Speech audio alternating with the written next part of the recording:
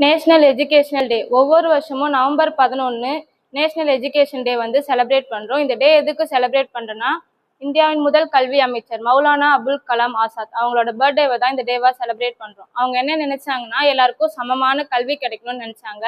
அவங்களோட முயற்சியில் தான் ஐஐடியும் யூஜிசியும் வந்தது. IIT Indian institute of technology.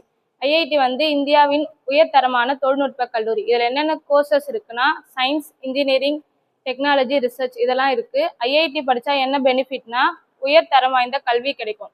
இதில் ஐஐடியில் போனோன்னா ஃபர்ஸ்ட் ஒரு என்ட்ரன்ஸ் எக்ஸாம் எழுதணும்.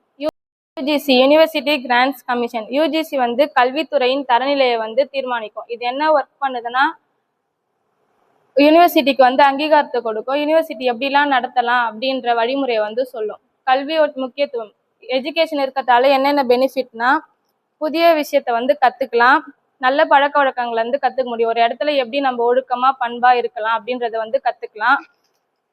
கல்வி இருக்கிறதால நம்ம வந்து யாரையும் டிபெண்ட் பண்ணி இருக்க தேவையில்ல. சிந்திக்கும் திறனை வந்து அதிகரிக்கும். ஒரு பிரச்சனை வந்தால் அது எப்படி நம்ம சமாளிக்கலாம் அப்படின்ற சிந்திக்கும் திறனை வந்து அதிகரிக்கும். ஒரு பிரச்சனை வந்தால் அது எப்படி நம்ம சமாளிக்கலான்றத வந்து நம்மளுக்கு கற்றுக் கொடுக்கும்.